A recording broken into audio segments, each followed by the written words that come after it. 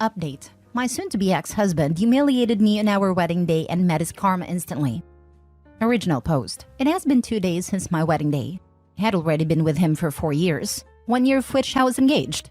It all started a few months earlier when I noticed my husband Jake watching prank videos. Among other things, these videos showed embarrassing photos of the bride being played on a projector in front of the whole room, or the bride's face being smashed into the cake. I told him straight away that I didn't want anything like that at our wedding. He just laughed and said that he wasn't planning anything like that. I thought that was the end of it, but I kept catching him making strange arrangements with his friends. He suddenly wanted to choose the wedding photographer and the cake. I thought nothing of it and was just glad that he was helping me with the wedding preparations. Nevertheless, I reminded him the day before that if he did something like that, I would break up with him immediately. When the day of the wedding came, everything went smoothly until the ceremony, until the moment came when the cake was to be cut. The whole room watched as I made a first cut, and the photographer stood in front of us with a camera in hand. Suddenly, I felt a hand on the back of my head pushing me face first into the cake. Not only my makeup, but the whole wedding dress was ruined, and the whole room laughed. My husband the loudest. At that moment, the photographer took the photo and Jake said that this was now our wedding photo. I turned around, slapped him in the face and ran out of the room in tears. Thank God karma didn't take long to arrive and came in the form of his own brother. I ran to the toilet and started crying when I suddenly heard loud shouting from the hall. It was his brother Frank. I could barely understand what he was saying, and when I left the toilet, he was waiting for me. He told me that Jake had something to tell me. Jake was shaking and apologized without looking me in the eye. Frank told him to look me in the eye and apologize again. Even I was a bit scared of Frank at that moment because I had always thought of him as a kind and gentle man. I had never seen him angry before. Jake apologized again, and then Frank led us back into the hall, which was suddenly very quiet, and most of our families looked down at the floor a little embarrassed. The festivities were cut short, and I was taken home by Frank because I was too angry with my husband and I didn't want to see him. During the ride, Frank apologized for blowing up like that. He explained that my husband was horrible even back when he was a brother and used every special occasion to humiliate Frank. When it was Frank's birthday, my husband would throw his cake at him and break his presents. But back then, their parents always brushed it all off by saying that that's just how brothers behave. So he had to endure every humiliation. But when he saw my husband bury my face in a cake, he was fed up because he realized that my husband was just a bad person who got his satisfaction from humiliating others. I asked Frank if he thought it would be an exaggeration if I separated from my husband, and he said no, because according to him, I deserve better. And he didn't care how his brother felt about it because he had brought it on himself. Then he told me that if I needed help collecting my things, he would help me and gave me his number. And I decided to separate from him and file for divorce and informed Jake and my family about it. Jake just told me not to do that because it was just a harmless prank. I was spammed by both his family and mine that it would be ridiculous to end our marriage over this. But I see it differently. If he does something like this to me despite multiple requests not to do it, even after promising he wouldn't do it, then I can't trust him. No matter what he promises me, I have to assume that the opposite can and will happen, and that he doesn't care at all how I feel about his decisions. The situation can be projected onto so many much worse situations where it would be important for me to be able to trust him. His brother Frank seems to be the only one who supports me now, and I will go through with the divorce. Call me humorless, call me what you want, but I have given my reasons. Now for the top comments before reading the update. OP, I'm sorry this happened, but so proud of you. You warned him multiple times and he felt it was more important to get laughs than be a trustworthy partner. I don't know why people think humiliation is a prank. If you have to explain that it was a joke, it's not funny. Best of luck. P.S. Please let Frank know he's a good man, and we appreciate him having your back. Thank you for your support. See if you maybe can go for an annulment so you don't have to go through the divorce process. I don't know what the requirements for that are, but you really did the right thing in leaving him. Check with the wedding officiant. They may not have filed a marriage license yet. It's possible you could end it there, by tearing it up, rather than filing it at a courthouse. He lied and was disrespectful, obviously not the things you want in a marriage. Divorcing him now will save you from dealing with more boundaries being broken and heartache. You deserve better. Yes, that's what I've been saying. Stay strong. Honestly, I'd go no contact with those that are gaslighting you. They are disrespectful too. Hugs. It's hard going no contact with most of my family members, but I thought about keeping Frank around as a friend, even if he's the brother of my ex. Definitely keep Frank. He's proven that he's got your back. Start asking your family members why they think so little of themselves that they would stay with an untrustworthy partner. Make sure you sound concerned when you do it. They'll shut up quick. Now for the update. Many of you pointed out that I could get an annulment. Don't ask me why I didn't think of this earlier. But after you guys pointed it out, I plan on doing that. Haven't done it yet, but it will happen the next few weeks. It will probably be much easier than a divorce. With that being said, so a day after I wrote the original post, I went to Jake's apartment to get my stuff. I slept over at my best friend's house meanwhile. Of course, I also took up Frank's offer to help me getting my stuff. When we arrived there, he pleaded with me that it was just a prank and he didn't mean to hurt me. But the only thing I could think about is how he broke my trust before. And how I couldn't trust him now if he told me he didn't mean to hurt me.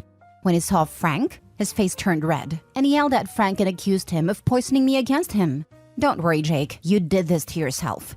He argued with Frank for a while, and Frank confronted him with everything he did to him during his childhood.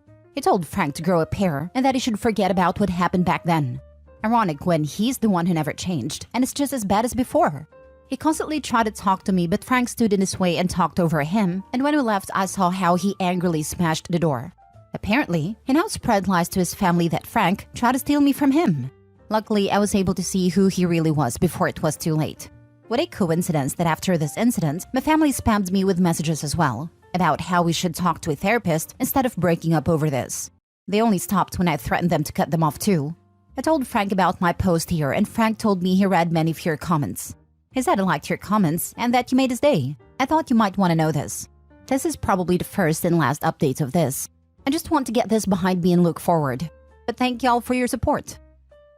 Depending on the state you live in, you may need to file for annulment really soon, if not ASAP, or you already missed your chance. Check ASAP and don't put it off.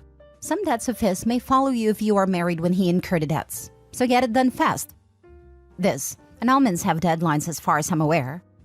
In the previous post, some commenters suggested reaching out to the officiant to see if they mailed the paperwork in yet. Some don't mail it right away for situations like this. That would be even easier than an annulment, and I wanted to post here for visibility. My vote is for nuclear revenge. Agree to take Jake back only if he hosts a whole second wedding. One is identical to the first as possible. He has to do all the legwork and set everything up. He has 4 months to make it happen. Then just don't show up. Let all your family know. Let his brother know. No one else. By the way, this was mainly a joke. I hope no one takes it seriously. OP, I'm sorry you had to wait to find this all out this way, but it beats finding out in 2 to 3 years. Good luck in the future. I know it's a joke, but still, even if I took him back for that, it still would be way too risky in my opinion. Don't take that POS back. I just read both posts to my husband and we are both in awe what an a-hole that man is. I'm so sorry this happened to you. Next story. My husband thinks I slept with another man, but the reality is different. I caught my husband of 10 years cheating on me with multiple women. He bragged about how he was able to get laid. I know one woman who was 19 years old. It seems like it was just an ego boost for him. I always knew he had issues with his ego. He was a very insecure man. Whenever someone does something better than him, he would get jealous. Looking back, I regret choosing him, because I thought that he was a sweet person, so it didn't matter if he's a bit egotistical. When I found out that he was cheating, I left him and took my kids with me. I also exposed his affairs. He has since been begging me to take him back. I know for sure he is begging because his mom kicked his butt, and no one is taking his side. His last move is to make me reconcile with him so that he is somewhat acceptable. I refused, because all the things he said about me, about my body, he can never come back from it. I nearly died after giving birth to my son, and all he said was that my body's ruined.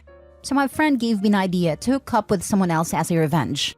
I was hesitant. I'm not someone who can do random hookups. So I staged a lie. With the help of my friends, I staged having a revenge affair. The last time he came to convince me, he said he cut off all contact with his affair partner and got himself into therapy. I wasn't satisfied. I wanted to crush his ego and crush his confidence. Told him that I slept with someone else. At first, he didn't believe me. Told me I was lying. So I pulled out my phone where there was text exchange between me and a random guy, which was just me and my friends chatting. We exchanged pics, fake pics, and there were spicy messages. He started to believe me. He pestered to know more about this guy. I made up a story how he is someone I met at the gym. I can see him losing his mind. He started cursing me, "How can you do this to me?" He started asking me questions. Did you use protection? How many times did you do it? Did he make me come? The last thing that actually broke him was when he asked my friend about it. She's the friend with whom I'm staying currently. She lied to him and said that we were making noises all night. And I sent my kids to my mom's for that. I can see my cheating husband having a meltdown. He really thought he was all that. I might end up hooking up with a random person because I'm done with him and I'm done with our marriage. Now for the top comments. He sounds like a narcissist. You deserve better. To add more, he texted me and said I shouldn't think I'm better because I slept with a man out of my league. He will still not be with me and he just used me for release. Yeah, just add this to your evidence pile and contact a lawyer. See if he will leave the home so you can stay put. Unless you feel unsafe, then leave if you need to. Honestly, this is probably better than actually having a revenge affair.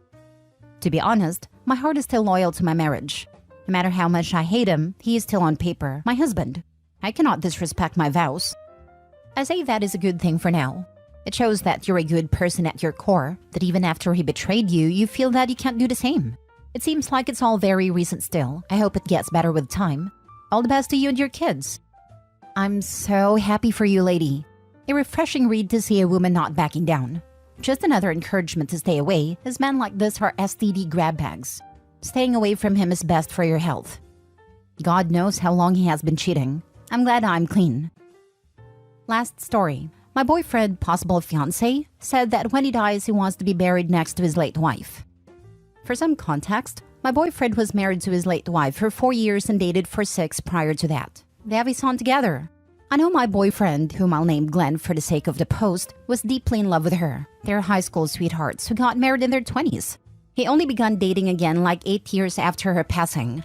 Now, we've been together for 5 years and I'll admit that at first, I used to be jealous and insecure about Glenn's late wife. I thought that him still loving her meant he could never love me, and I was just supposed to be her replacement. We actually broke up in our first year. It only got together because of the next Valentine's Day. Glenn wrote me a letter professing what he felt for me and we decided to have a talk. I understood that our love and their love are different, and what he feels for her doesn't undermine what he feels for me. I tried to avoid the if she were alive kind of train of thought because it's hurtful for both him, me, and their son. We're together, and I firmly believe that's what matters now. During the years, Glenn and I have talked about marriage, but with how hectic my career has been in the market surrounding it, it didn't felt comfortable having a deeper talk until now. With holidays leaving our door, we decided to have a proper talk about marriage and what we want. We decided we want to get married and began talking about what was expected of it. Mid-talk, he stops and says that whatever happens, he's getting buried next to his late wife. Not gonna lie, this took me by surprise. I said there was no need to rush and we could talk about funeral arrangements later. He said we could, but that was done. When his wife died, he already set a double spot for when he passes away. He, and I kid you not, said he could give me the name so I could be buried near him. It was as bad as it is honestly, but me, trying to keep the peace and be understanding, I asked why could it be buried next to him too? He has 2 sides after all. But he didn't like that. Oh, he didn't like that. I could see it in his face. He didn't say anything else, but it was written all over his face. I just stood up and said I had to go, nothing more.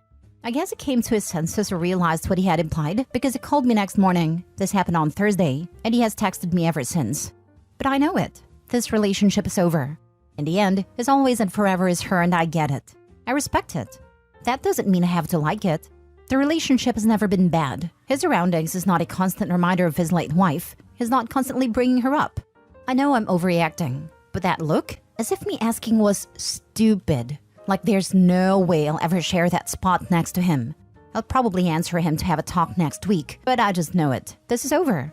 I'll never be able to forget that look in his face. It's awesome that he loved her so much, but you want to be with someone who loves you as much as he loved her. It's so sad he lost her.